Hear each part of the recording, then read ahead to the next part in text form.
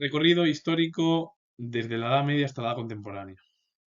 Y bueno, pues con dos ejemplos españoles, en la filosofía, en la literatura, y bueno, también en Italia, y bueno, pues dos ejemplos también en la literatura hispanoamericana. El pensamiento medieval español es importante y además muy destacado. Y por cierto, hay que comprender todo el periodo de la historia de España, desde la Edad Antigua hasta la Edad actual. Puede ser que nos gusten más unos u otros pensadores, escritores o artistas, pero muchos de ellos han dejado huella en toda la cultura de nuestro país y en el ámbito occidental. Ramón, su vida, fue filósofo español en Cataluña, muy importante en España, pero también en la región catalana. Estudió artes, medicina y teología, profesó en Toulouse, y una de las obras es Liber Creaturum Seu de Homine, de 1464-1466, que estuvo en la línea apologética del arte luliano, que distinguió entre el libro de la escritura, que requirió la interpretación de los teólogos, y el de la creación accesible a todos y compendiado en el ser humano como microcosmos. ¿Qué es lo que te habla el propio libro, la obra de su vida? Es la unión, bueno, la unión al final de dos mundos que van por separado, que es el mundo celestial, espiritual, como se hablaba al final en la Edad Media, con el pensamiento, la escritura y todo el arte que existió en su momento y que dejó huella, y luego te habla del mundo, pues eso, del un ser humano, de lo terrenal. Yo voy a decir un dato. Nada tiene que ver el platonismo, la idea de Platón, del filósofo, con el mundo cristiano. Porque luego al final todo ello se entremezcló en la historia. Y yo lo voy a decir así. Siendo yo historiador, lo más o menos lo voy a dejar algo más claro. Platón hablaba del mundo, que había dos mundos. El mundo racional o el mundo de las ideas, que era el mundo en el cual era todo perfecto, belleza, había la mínima corrupción o nada de corrupción. Y el mundo terrenal para Platón era la corrupción, el mal y todo lo negativo por los problemas que existían. Pero nada tiene que ver ese platonismo, esa idea platónica con el cristianismo. Que luego es verdad que con el neoplatonismo y toda la idea al final de Plotino se entremezcló y se dijo que el cristianismo cogió las ideas mm, platónicas, porque Platón decía que había dos mundos. El mundo de Platón o el pensamiento platónico o de Platón es muy diferente. Primeramente porque uno habla del mundo de los sentidos y el mundo de las ideas o el mundo irascible, que son los sentimientos, lo que no se ve, lo que no se toca. Y el cristianismo es otra cosa. El cristianismo en el ámbito del pensamiento y la escritura y de todo el recorrido que ha existido desde la antigüedad hasta la actualidad es unir dos mundos diferentes. Que siempre para un pensamiento cristiano va a predominar siempre el mundo de Dios. El mundo terrenal es algo que es espiritual, que al final es así el arte y todo eso. Es la herencia que tenemos del mundo cristiano y del mundo occidental. Pero claro, nada tiene que ver una cosa con la otra. Continuó en la literatura latina, en el habla hispana, en el español y el castellano. José Luis Romero fue ensayista e historiador argentino, considerado como uno de los grandes humanistas argentinos de mediados del siglo XX. Ejerció la docencia en calidad de profesor de historia social y medieval en la Universidad de Buenos Aires, institución de la que llegó a ser rector. También fue decano de su facultad entre 1963 y 1965, se especializó en el estudio de la historia de la filosofía argentina y en la Baja Edad Media. También impartió clases como lector o como profesor invitado en las principales universidades hispanoamericanas y estadounidenses. Y una de las obras es El Estado y las facciones en la Antigüedad de 1938. Un hombre que al final fue profesor y que ejerció además mucha influencia en el ámbito no solo de Hispanoamérica, sino que también estuvo en Estados Unidos como profesor y como, bueno, sí, como profesor invitado. Es decir, dejando huella al final ese idioma, el castellano, pues más allá de las fronteras de España y de todo el ámbito de América del Sur. Mariano de Bedia y Mitre fue escritor argentino.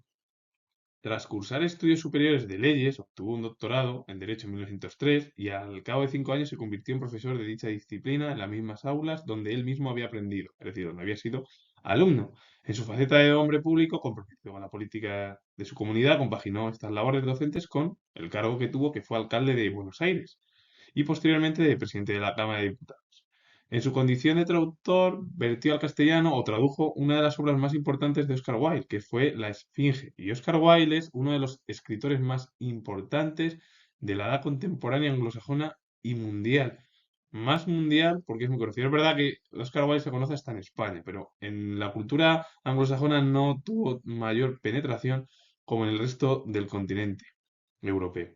Luego también tradujo algunos títulos de William Shakespeare, otro de los escritores más importantes de la Edad Moderna, junto con Cervantes, Góngora, bueno, Racine, que fueron, bueno, los más importantes, o incluso Montaigne, que fueron los más importantes de todo el periodo moderno europeo. De Bernard Shaw, también, de Percy Shelley, bueno, de un montón de escritores, bueno, británicos, anglosajones. Como ensayista destacó sobre todo por sus estudios históricos y pedagógicos.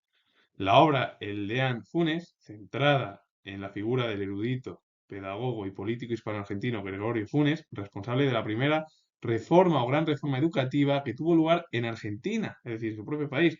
Y esto se produjo a comienzos del siglo XIX. Por cierto, esta obra se publicó en 1954. El Deán Funes. Bueno, escritores o incluso historiadores, porque realizaron ensayos y pedagogía, bueno, sobre todo Bedia y Mitre en sus ensayos realizó historia y pedagogía. La pedagogía es importante para comprender la evolución y la educación. La educación es importantísima para el estudio de las generaciones del futuro, porque cuanto mayor estudio tengas, mayor facilidad puedes tener en comprender un montón de cultura a lo largo de la historia. Y esto lo digo yo siendo historiador.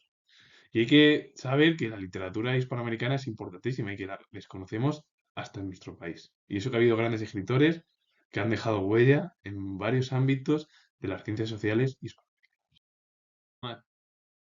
Ejemplos en la Edad Moderna Europea. Ejemplos, dos escritores anglosajones, también dos españoles, dos italianos que han dejado huella en la Edad Moderna Europea dentro del ámbito de las ciencias sociales. Charles Cotton fue poeta británico. Fue autor de poemas burlescos y de parodias de las obras de Luciano de Samosata. Y tradujo a su idioma, al inglés, los ensayos de Montaigne, otro escritor importantísimo de la Edad Moderna Europea. Montaigne. Giovanni Florio fue humanista británico, lector de Ana de Dinamarca, la esposa del monarca Jacobo I. Fue autor de diálogos en italiano y en inglés. Uno de ellos es el Gran Diccionario Italiano-Inglés de 1578 y de una traducción al inglés de uno de los ensayos de Montaigne, que fue en 1603, que ejerció gran influencia en los escritores y pensadores británicos. Esa obra, la de Ensayos de Montaigne, influyó en los intelectuales del momento y bueno, también incluso a posteriori. Pero Mesía fue escritor español, estudió humanidades y leyes, ocupó varios cargos en su ciudad natal y mantuvo correspondencia con varios intelectuales importantísimos del ámbito del humanismo europeo, incluso del Renacimiento, como fueron Erasmo, Luis Vives y Ginés de Sepúlveda, dos de ellos españoles. Y Erasmo es uno de los pensadores, aunque era cristiano, del ámbito del norte de Europa. Erasmo de Rotterdam fue uno de los más importantes junto con Maquiavelo, Luis Vives, bueno, toda esa generación de intelectuales, Tomás Moro, todos fueron los más importantes bueno, la primera mitad del siglo mm, XVI, incluso, bueno, parte también del siglo XV, porque todos ellos dejaron huella en el ámbito intelectual europeo. La obra de Mesías es Historia Imperial y Cesárea, de 1545, que repasaba la vida de varios emperadores. Fray Antonio de Guevara, que se encuentra en la diapositiva, fue escritor español, perteneció a la Orden Franciscana desde 1504. En 1521, el monarca Carlos V lo nombró capellán y historiador de la corte, con la tarea de escribir la crónica del monarca. 2 años le designaron inquisidor. En 1528, obispo de Guadix y 1537 de Mondoñedo. Y una de las obras de Antonio de Guevara, o Fray Antonio de Guevara, es Epístolas familiares de 1569 y 1542. Yo lo he comentado esto y son escritores además españoles que no son tan conocidos, pero que nos dejaron huella en la edad moderna europea y encima tuvieron influencia o conocieron a Erasmo, a Luis Vives, a Ginés de Sepúlveda, o que convivieron incluso con Tomás Moro, todo el ámbito intelectual del humanismo, el renacimiento, de esa primera mitad del siglo XIX. Francesco Guardiacini fue historiador y político italiano, compaginó la el ámbito de historiador y luego en el ámbito político, como la gran mayoría de los intelectuales del momento. La gran mayoría que eran algunos, no quiere decir todos, porque muchos de ellos compaginaron al final la vida intelectual.